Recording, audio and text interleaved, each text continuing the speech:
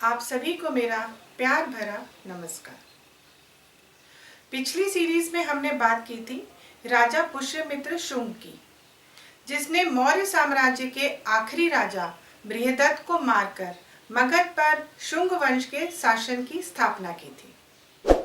अब आगे बढ़ते हुए हम बात करते हैं भारत के दक्षिण की, जहां पर सतवाहनों का राज था।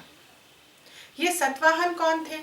दरअसल अशोक ने जब बौद्ध पंथ अपना लिया था और उसका लगभग पूरे भारत पर कब्जा था, तो उसने विभिन्न राज्यों में अपने सामंत भेज दिए थे।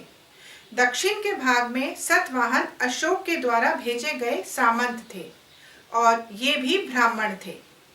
अशोक की मृत्यु के बाद मगध के आधिपत्य को अस्वीकार करके स्वयं को स्वतंत्र घोषित करने वाला ये सबसे पहला वंश था जिसने विद्रोह किया था।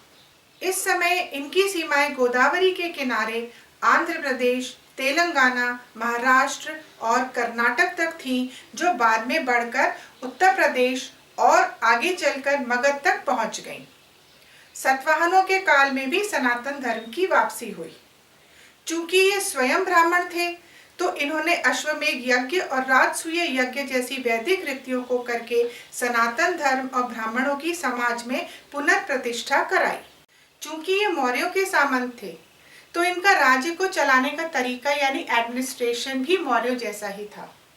इसलिए इनके शासन में प्रशासन बहुत कुशल था।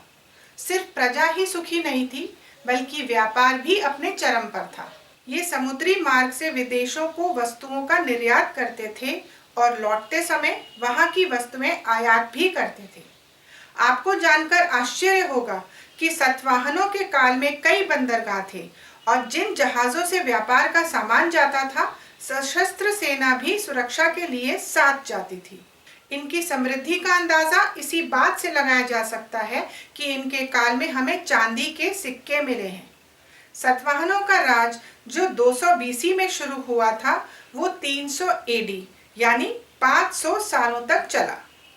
लेकिन भारत का इतना समृद्ध होना ही उसका दुर्भाग्य बन गया, क्योंकि जैसे जैसे भारत के समृद्धि के किस्से विश्व के विभिन्न देशों तक पहुंचते गए, वैसे वैसे भारत पर आक्रमण भी बढ़ते गए। ज्यादातर आक्रमण भारत के उत्तर पश्चिम से हुए, जहां से पर्शियन और सिकंदर आए थे।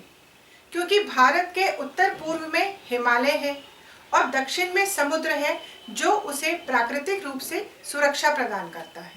तो अशोक के बाद 200 बीसी में अफगानिस्तान के जिस रास्ते से डिमेट्रियस आया था, उसी रास्ते से 154 बीसी में सेंट्रल एशिया से शक आते हैं। चूंकि इस इलाके पर यवनों का कब्जा होता है, तो शकों का युद्ध यवनों से होता है और यवन हार जाते हैं। ये शक अफगानिस्तान से बढ़कर राजस्थान, गुजरात और महाराष्ट्र तक आ जाते हैं और ये समय होता है 30 एडी का। तो सतवाहनों और शकों की सीमाएं अब मिलने लगती हैं और इनमें आपस में कई युद्ध भी होते हैं, जिनमें कभी सतवाहन जीतते हैं तो कभी शक।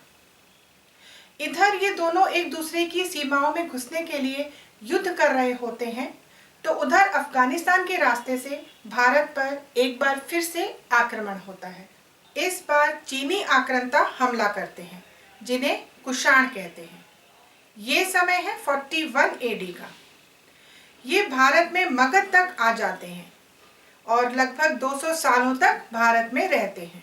इनके बारे में एक बहुत ही रोचक और दिलचस्प बात आपको बताते हैं।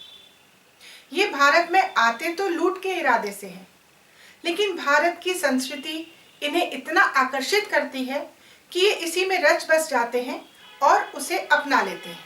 इसका अंदाजा आपको इस बात से लग जाएगा कि ये लोग संस्कृत को बढ़ावा देते हैं। भारतीय कला और साहित्य को बढ़ाने में भी इनका बहुत बड़ा योगदान रहा है। चरक और नागार्जुन जैसे लोग इनकी सभा में शामिल थे। भारत में आकर ये लोग बौद्ध पंथ से इतना प्रभावित होते हैं कि न सिर्फ इसे इन्होंने भारत में अपनाया, बल्कि चीन में भी फैलाया। इन्होंने ही भारत में शक संवत की स्थापना की थी, जो आज भारत सरकार का ऑफिशियल कैलेंडर है। किसी भी राजवंश की तरह इनका भी पतन हो जाता है, जो 200 एडी से शुरू होता है और 235 एडी तक आते आते यह राजवंश पूर्ण रूप से समाप्त हो जाता है। लेकिन भारत की कहानी अभी बाकी है। क्या आपको नहीं लगता कि इतने आक्रमणों के बाद भी जब यूनान, मिस्र, रोमा सब मिट गए जहां से, तो कुछ बात है कि हस्ती मिटती नहीं हमारी।